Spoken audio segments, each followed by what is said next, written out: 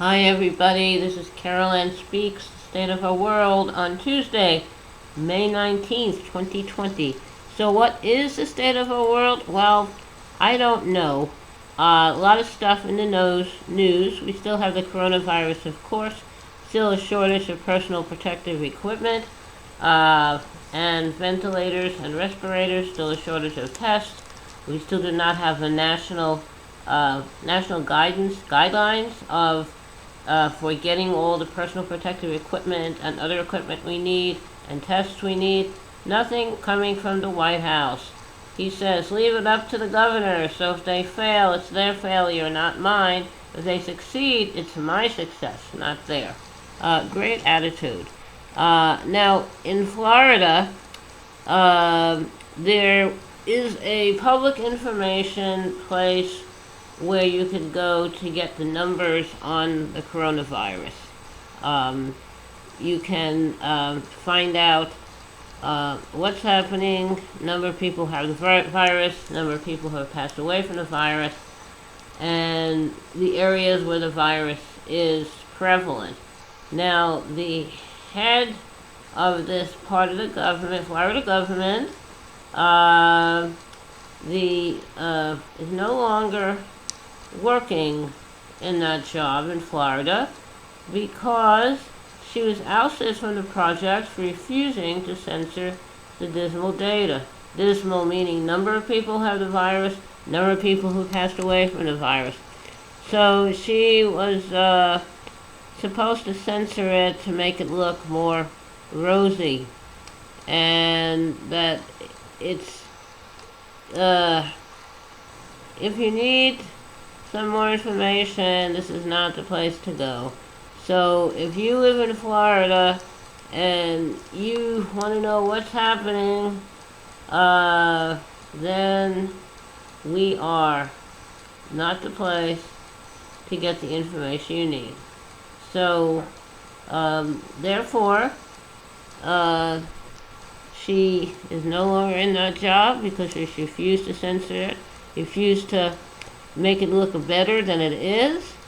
Very, very unfortunate, but that's the way it is in the state of our world today. Now, another news item is some people have tested positive for the coronavirus after recovering from it, such as the sailors on the aircraft carrier Theodore Roosevelt. So what does that mean? No one seems to know. It's a mystery. So that means that as of now, if you had the coronavirus and you recovered, that does not mean you are immune from getting the virus again. So we'll have to watch that. Now, Secretary of State is Mr. Pompeo, and apparently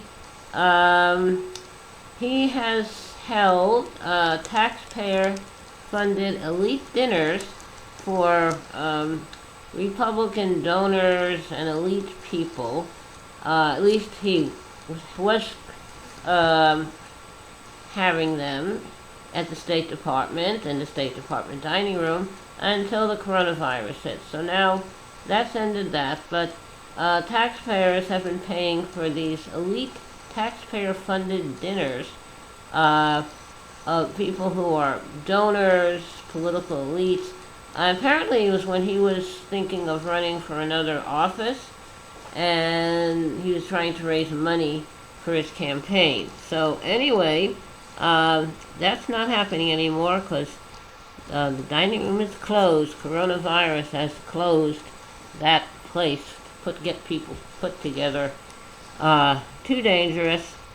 Now, we have in California, there are restrictions on gatherings, protective equipment, wearing a mask, basically stay home, quarantine yourself. Now, apparently, churches have been given the same restrictions as other locations, like businesses, and apparently the Justice Department has warned California that church restrictions are not right, because churches should be treated differently than other establishments. So if a pastor decides to have everyone come to church as if nothing is wrong and they all get the virus, that's okay. Very strange. But anyway, that's what's happening. That's how the Justice Department is treating the way California is treating churches. So we'll have to keep an eye on that because that doesn't sound too great. So we still have the virus with us. We still have vulnerable populations like farm workers, veterans, people in veterans' homes, residents of assisted living homes, residents of retirement homes, the homeless people. There has been an effort to get the homeless people into some kind of a shelter, and that's good, but I don't know if all of them have been put into some kind of a shelter. We also have people in jails and prisons who are vulnerable to the virus because they can't do social distancing. They're packed in together. Farm workers, they work closely together and they travel together to work sites and they live together. So that's another group that needs to be watched and helped. And we also have in various companies that have opened up because Trump issued this order that workers in meatpacking plants are essential workers. That's not true. They're not essentials. There's lots of stuff you can eat that you don't have to kill another creature for. You can eat fruits, vegetables, pasta, grains, cereals, dairy products that are not dairy, like soy milk and almond milk and oat milk. So, there's a lot of choices out there. Anyway, but the businesses that have opened up, the people are working very closely together, very easy to catch the virus, and if they're supposedly testing these people and tell them to continue working until you get the results. So if you have the virus and you're working, then you're spreading the virus and you get the results that says you have the virus and you've already spread it. So that doesn't make much sense. They said if you don't feel well, you can go home. Great. But have you spread it to anyone while you were working before you decided that you're too sick to continue working? There's a lot of pressure put on people, not only in the meatpacking industry, but other businesses where they have assembly line production and people working close together. Very easy to spread the virus. And even if you're wearing a mask, the proximity of people to one another makes it hard to keep from spreading the virus. So companies need to think of the people who help to make their money for them, their profits, and not their bank accounts. Because if these people get sick, you don't have anyone to do the work. And also, if people are afraid to come to work because they don't want to get sick, then you have a hard time filling those jobs.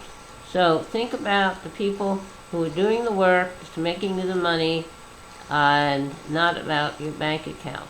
Now, companies wanted to have to be immune from liability, trying to get McConnell to put a bill forward that makes the company not liable if they're not liable and not subject to legal action if their employee gets sick from being at work. They get the virus and they get very sick or they pass away. Companies don't want to have any responsibility for that. That has not gone anywhere yet. Hopefully it never will. So we have to be compassionate. This is not a good situation, but we're all going through this together. Quarantine, shelter in place is not so bad. I say if you do have a home, if you have electricity, if you have television, if you have internet, if you have radio, then you're all set. Think of people who don't have a home at all. And some people have a home and don't have these services like telephone, television. Do you have water? There's some places on Indian reservations that they do not have a regular supply of water. there's all kinds of situations in this country. So be compassionate, be concerned about others, because you are not in this by yourself. There's a whole big world out there, several billion people. The United States, there's a lot of people there, over 300 million. So don't be selfish.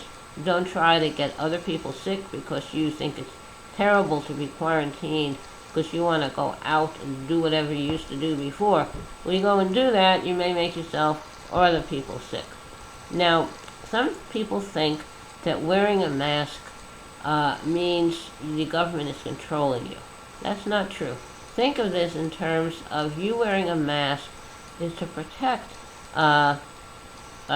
grocery store workers and other people who are on the front lines who don't want to get the virus, and if you wear a mask, that'll keep you from giving the virus to them, and they're trying to do their jobs to help you out.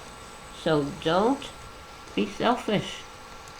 Have compassion for other people, because we're all in this world together. No one gets a free pass to do anything. We have to all work together to make things better, because isn't that the American way? Work together. People came here from other countries to make a better life for themselves and their families, and they worked very hard. So therefore, I want you to have positive thoughts about doing good things for everyone. Remember, if we're wearing a mask, it's because you're trying to protect cashiers and others in high-risk jobs as an act of kindness. Now, I think that sounds pretty good to me. Not a whole lot else going on, so how about we have a little song and finish up. The song I'd like to sing today is Michael Row the Boat Ashore. I think everybody has heard that. So here we go. Michael row the boat ashore, hallelujah. Michael row the boat ashore, hallelujah. Sister, help to trim the sails, hallelujah. Sister, help to trim the sails, hallelujah. Jordan River is chilly and cold, hallelujah. Chills the body but not the soul, hallelujah. The river is deep and the river is wide, hallelujah. Milk and honey on the other side, hallelujah. Okay, that was Michael Row the Boat Ashore. Hope you liked it. Anyone out there wondering why I sing a song without a musical instrument accompanying me is because my piano is not near my computer, so it'd be very hard to play the piano while the computer's running and singing. The other thing is I do have a guitar, but there's just not enough room near the computer to have me and the guitar and the computer. So no accompaniment, just me and my voice. I hope you like it. Anyway, thank you very much for tuning in, for listening.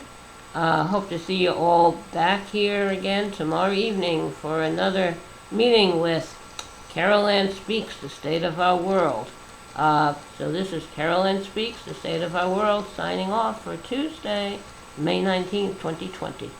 And remember, think of other people and what they're going through. You are not alone. And remember, kindness goes a long way. Thank you. Good night, everybody. Take care. Take care of yourself and others. See you tomorrow, hopefully. Good night.